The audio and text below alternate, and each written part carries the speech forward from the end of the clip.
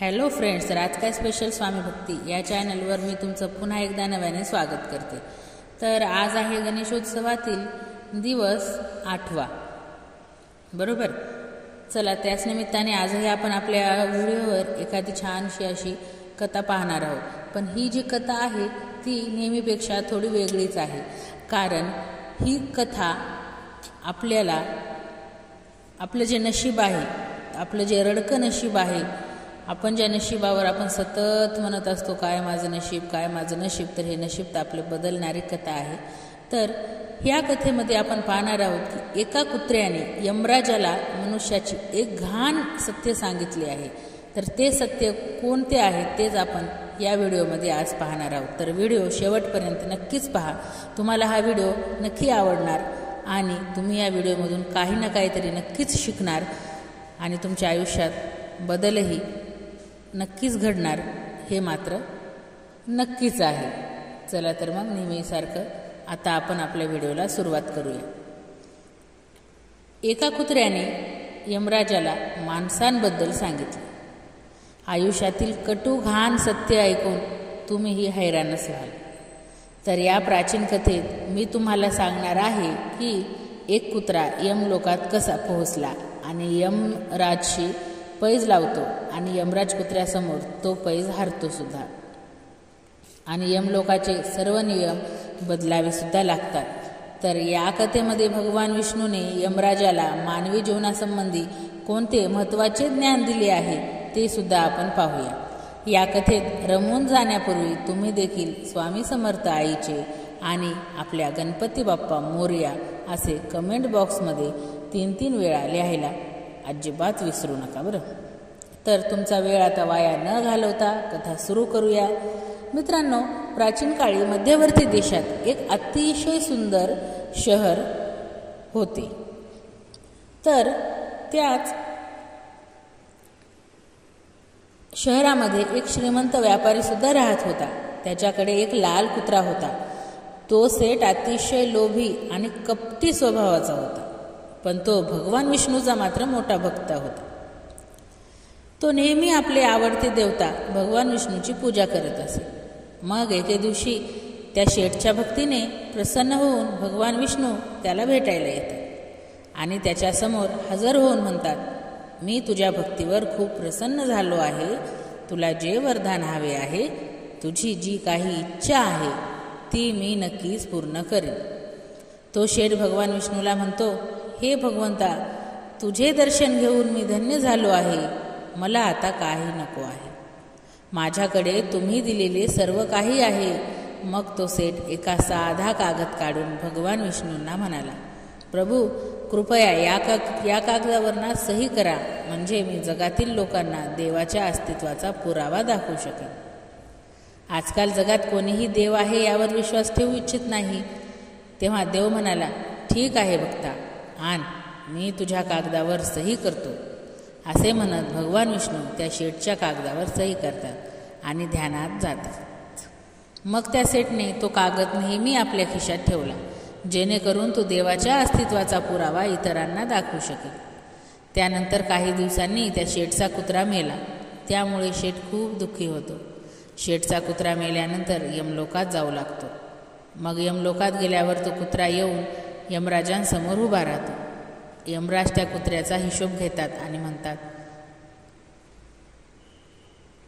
तू प्राणी म्हणून जन्म घेऊनही तू पाप केले नाहीस. तू सदैव तुझ्या स्वामीशी एकनिष्ठ राहिलास. कोणत्याही पशु पक्षी इत्यादींना कधीही काहीही इजा केली नाहीयेस. तू तुझी सर्व कामे अत्यंत प्रामाणिकपणे केलीत. कुत्रा म्हणून जन्माला येऊनही सुद्धा तू कोणतेही दुष्ट कार्य केले नाहीस. तुझ्या सर्व जन्मांची पापे आता नष्ट झाली आहेत. आता तूच सांग, तुला कोणत्या जगात जायचे आहे. तुला पाहिजे तिथे, म्हणजेच तुला हव्या त्या जन्मात पाठवले जाईल. तुला पाहिजे त्या जीवाचा जन्म, तो जन्मही तुला मिळेल. आम्ही तुझ्यावर खूप आनंदी आहोत. मला लवकर सांग, तुझी इच्छा काय आहे. मग कुत्रा बोलू लागतो, हे धर्मराजा, तू मला नरकात किंवा स्वर्गात पाठवशील, मी कुठेही जायला तयार आहे. पण माझी तुला एक विनंती आहे की मी मी जिथे राहील तिथे मी कोणत्याही मानवाच्या गुलामगिरीत राहू नये. मला कोणत्याही मनुष्याच्या गुलामगिरीत राहावे लागू नये. मला मानवी जीवन नको आहे. कृपया मला काही योग्य जागा द्या. कुत्र्याचे बोलणे ऐकून यमराज आश्चर्यचकित झाले आणि विचार करू लागले की देवांनाही मानवाच्या जीवनाची आस असते. मग हा कुत्रा मनुष्याच्या जीवाला इतका का घाबरत आहे? तेव्हा यमराज त्या कुत्र्याला म्हणतात, तू माणसाचा इतका द्वेष का करतोस? महान देवांना देखील मानव म्हणून जन्म घेण्याची इच्छा असते. पृथ्वीवर मानवी जीवन हे सर्वश्रेष्ठ आहे. मग तुला माणूस म्हणून जन्म का घ्यायचा नाही? तुला कदाचित यापूर्वी कधीही मानवी जीवन मिळाले नसेल. त्यामुळे तुला मानवी जीवनाचे फायदे देखील माहीत नाहीत.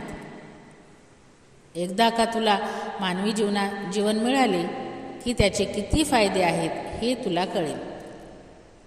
यमराजाचे म्हणणे ऐकून कुत्रा म्हणतो, हे धर्मराज, मनुष्य जन्म किती मौल्यवान आहे हे मला माहिती आहे. परंतु मनुष्य अतिशय स्वार्थी, धूर्त, कपटी आणि घाणेरड्या वृत्तीचा आहे. जेव्हा त्याला त्याचा स्वार्थ दिसू लागतो तेव्हा तो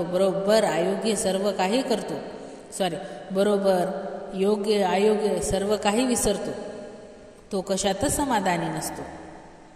त्याला जगातील सर्व संपत्ती मिळाली तरी तो समाधानी नाही. त्याची भूक कधी भागत नाही. माणूस खूप असमाधानी आहे.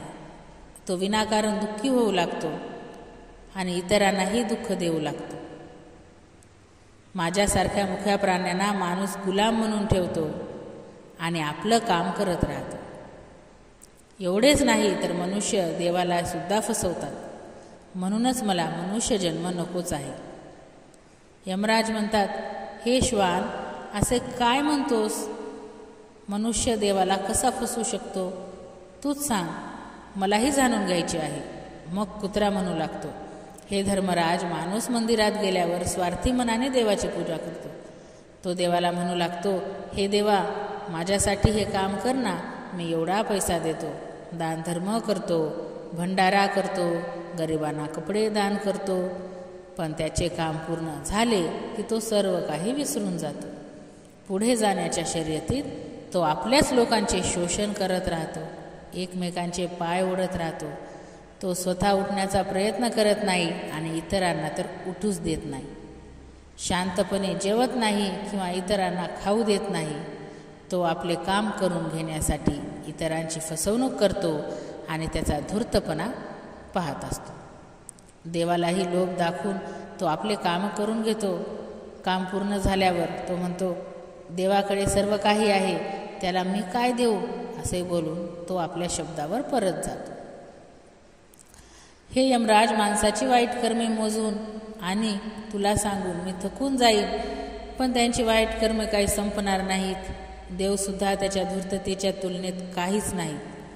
कुत्र्याचे म्हणणे ऐकून यमराज म्हणतात, माणूस खूप हुशार आहे हे मात्र खरे आहे, पण तो आपल्या देवांना मूर्ख बनवू शकत नाही. कारण जिवंत प्राणी देखील येथे जिंकण्यासाठी येतात.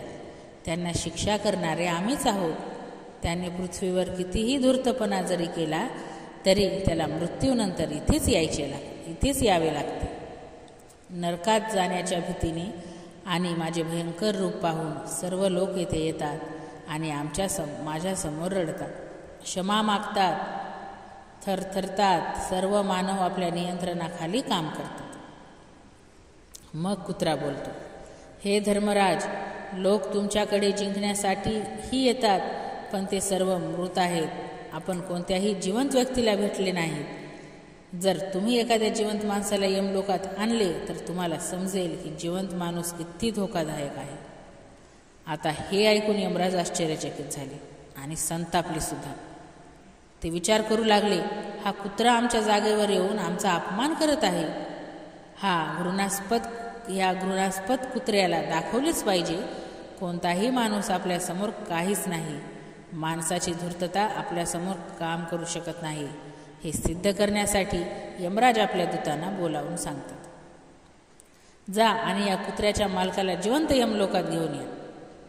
जिवंत मानव आपल्यासमोर काय युक्त्या करतात हे देखील मी आता पाहतो. जर हा कुत्रा चुकीचा सिद्ध झाला तर त्याला अनेक वर्ष नरकात टाकले जाईल. त्या कुत्र्याला पूर्ण खात्री होती की एकटा जिवंत माणूस स्वर्गात गोंधळ निर्माण करणार आणि तो करेलच. मग यमाचे दूत पृथ्वीवर जातात आणि त्या कुत्र्याच्या मालकाला म्हणजेच त्या सेठला खाटेसह यमलोकात घेऊन जातात. मग वाटेत जात असताना मध्यंतरी व्यापारी जागा होतो आणि पाहतो की 2 अत्यंत बलवान सिंह असलेले 2 यमदूत त्याला पलंगासह यमलोकात घेऊन जात आहेत. तो सेठ त्या यमदूतांना विचारू लागतो, हे यमदूत काय झालं? मी तर झोपेतच मेलो की काय? मग यमदूत म्हणू लागला की नाही मित्रा, तू अजून जिवंत आहेस. मग तो सेठ म्हणतो, मग तुम्ही दोघे मला कुठे नेत आहात? मी कोणते पाप केले आहे? यमाच्या दूताने त्या व्यापाऱ्याला संपूर्ण कथा सांगितली आणि म्हणाले की तुझ्या कुत्र्याने यमराजाला सांगितले आहे की जिवंत माणूस खूप हुशार आहे, म्हणूनच याची परीक्षा घेण्यासाठी यमराजाने तुला जिवंतपणेच यमलोकात आणण्यास सांगितले आहे. आता त्या व्यापाऱ्याला सगळा प्रकार समजतो आणि तो काही वेळ विचार करू लागतो आणि मग लगेच खिशात ठेवलेला कागद बाहेर काढतो, ज्यावर भगवान विष्णूंची सही आहे. तो त्या कागदावर काहीतरी लिहितो आणि पुन्हा तो कागद खिशात ठेवतो. आता यमदूत त्या शेठला घेऊन यमराजाच्या दरबारात हजर होतो. त्या सेठला पाहताच यमराज जोर जोरात हसायला लागतो आणि विचार करू लागतो, या क्षुल्लक माणसाने माझे काय नुकसान होऊ शकते. मग तो व्यापारी जाऊन यमराजांसमोर उभा राहतो आणि खिशातून एक कागद काढून यमराजाला देतो. तेव्हा यमराज तो कागद उघडतो आणि वाचू लागतो. तेव्हा तो ताबडतोब सिंहासनावरून उभा राहतो आणि त्या सेठला सिंहासनावर बसवतो आणि स्वतः त्याच्या जागी उभा राहतो. हे पाहून यमराजाचे सर्व दूत हैराण होऊन विचार करू लागतात, यमराज काय करत आहेत? तो एका मनुष्याला त्याच्या सिंहासनावर बसवत आहे. तो निश्चितपणे एक कुशल व्यक्तीसारखा दिसतो. तो सेठ आता यमपुरीचा राजा झाला होता. यमराजालाही त्याच्या आदेशाचे आता पालन करण्यास भाग पाडले जाते.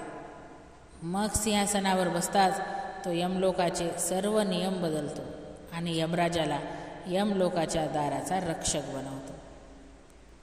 मग तो सेठ विचार करू लागतो, मी मरेन तेव्हा मलाही इथेच यावे लागेल आणि माझ्या पापकर्मामुळे मला नरकातही टाकली जाईल.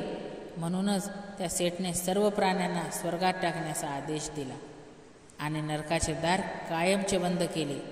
आणि मग सर्व यमदूतांना आदेश दिला की आजच्या नंतर एकही प्राणी नरकात टाकला जाणार नाही. सर्व प्राणीमात्रांना स्वर्गात पाठवावे. सेठचा हा आदेश ऐकून आनंद गगनात मावेनासा झाला. सर्व देवांना आश्चर्य वाटले, पण ते आता काही करू शकत नव्हते. हा आदेश यमलोकाच्या राजाने दिला होता, त्यामुळे सर्वजण शांतपणे त्याचे पालन करू लागले. स्वर्गाचा तोल पूर्णपणे बिघडला होता. हळूहळू स्वर्गात जीवांची गर्दी वाढू लागली. कोणाची सेवा केल्यावर स्वर्गीय जगातील कर्मचारी आणि अधिकारी काळजी करू लागले आणि विचार करू लागले की ते इतक्या जीवांची सेवा आता कशी करणार. दुसरीकडे कुत्रा विचार करू लागला, जिवंत मानवाला यमलोकात आणणे यमराजांना किती महागात पडले. सेठजीने सर्व काही बदलले आहे, हे कसे घडले. मग कुत्रा त्याच्या मालकाकडे गेला आणि विचारले, सेठजी, तुम्ही हे सर्व कसे केले? आता तू यमलोकाचा राजा झाला आहेस. आता मी आयुष्यभर तुझा दास राहीन. कृपया मला सांगा की तुम्ही हे सर्व कसे केले आहे. तेव्हा तो सेठ कुत्र्याच्या कानात हळुवारपणे म्हणाला, मला जिवंत यमलोकात नेले जात आहे हे कळाल्यावर मी भगवान विष्णूच्या स्वाक्षरीच्या कागदावर लिहिले की यमराज या जिवंत माणसाला यमलोकात घेऊन जात आहेत. त्याला यमलोकाचा राजा करावा हा माझा आदेश आहे. त्या कागदावर भगवान विष्णूची स्वाक्षरी पाहून यमराजांना वाटले की हा भगवान विष्णूचा आदेश आहे, म्हणून विचार न करता त्यांनी मला यमलोकाचा राजा बनवले. सेठचे बोलणे ऐकून कुत्रा खूप खुश झाला आणि विचार करू लागला, माणसाचे मन कुठे जरी असले तरी त्याचा विनाश नक्कीच होईल. यमलोकाची अशी अवस्था पाहून सर्व देव विष्णूंना भेटण्यासाठी वैकुंठाला गेले आणि त्यांना सगळा प्रकार सांगितला. जेव्हा भगवान विष्णू देवतांच्या मदतीसाठी ताबडतोब यमपुरीला आले तेव्हा त्यांनी पाहिले की यमराज यमलोकाच्या द्वारे पहारा देत आहे. मग यमराजाच्या गादीवर कोण बसले? भगवान विष्णूला पाहताच यमराज त्यांची प्रार्थना करू लागले आणि म्हणाले, हे भगवान, तुझी ही लीला फार विचित्र आहे. पृथ्वीच्या एका सामान्य माणसाला तू यमलोकाचा राजा बनवलेस. तेव्हा भगवान विष्णू यमराजांना म्हणतात, हे धर्मराज, मी हे केले नाही. हा मनुष्याच्या चतुर मनाचा चमत्कार आहे. जिवंत माणसाला यमलोकात आणले तर हेच होईल. म्हणूनच मी मनुष्याला मृत्यूनंतर यमलोकात आणण्याचा आदेश दिला होता, जेणेकरून शरीरासह मनुष्याचे सर्व दोष स्वभाव नष्ट होतील आणि फक्त त्याचा आत्मा यमलोकात निघून गेला पाहिजे. पण तू फक्त जिवंत माणसालाच यमलोकात आणलीस, असं यमराजाला सांगून भगवान विष्णू पुढे सरसावले. त्यानंतर जेव्हा त्या सेठने भगवान विष्णूंना येताना पाहिले तेव्हा तो लगेच यमराजाच्या सिंहासनावरून उभा राहिला आणि बोलू लागला, हे परमेश्वरा, मला क्षमा करा. माझ्या कुत्र्याला नरकात जाण्यापासून वाचवण्यासाठी आणि मानवी बुद्धीची ताकद दाखवण्यासाठी मी हे केले आहे. तू दिलेल्या भेटवस्तूचा मला गैरवापर करायचा नव्हता. हे परमेश्वरा, तुला पाहून मी धन्य झालो. आता मला कशाचीच इच्छा नाही. तेव्हा भगवान विष्णूने हसून त्या सेठला क्षमा केली. मग तो शेठ पृथ्वीवर परतला. भगवान विष्णूंनीही यमराजाला पुन्हा यमलोकाच्या सिंहासनावर बसवले आणि तेही वैकुंठ लोकात परतले. यमराज पुन्हा सिंहासनावर बसले. मग कुत्रा यमराजांना म्हणू लागला, हे धर्मराज, जिवंत माणसाचे चातुर्य पाहिले का? जिवंत माणूस काय करू शकतो? म्हणूनच मला माणूस व्हायचे नाही. जेव्हा माणूस स्वार्थी होतो तेव्हा तो आंधळा होतो.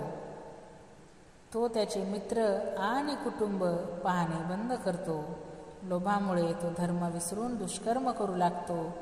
जोपर्यंत तो शास्त्रानुसार वागतो तोपर्यंत तो आनंदी राहतो आणि जेव्हा तो धर्मापासून दूर जातो तेव्हा त्याला संकटे, रोग घेरतात आणि तो पडतो आजारी.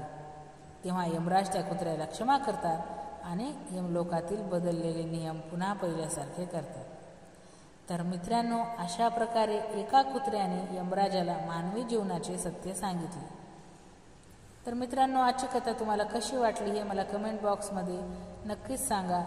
कथा आवडली असेल तर लाईक करा, शेअर करा आणि नवीन असाल तर नक्कीच माझ्या चॅनलला सबस्क्राईब करा आणि ही कथा तुमच्या कुटुंबियांमध्ये नक्कीच शेअर करायला विसरू नका. तुमच्याबरोबर ते सुद्धा नक्कीच भाग्यवान होतील. तर मित्रांनो, उद्या अशाच एका नवीन व्हिडिओसोबत आपण पुन्हा भेटूया, नवीन व्हिडिओ घेऊन नवीन विषयासोबत. तोपर्यंत बाय बाय. श्री स्वामी समर्थ.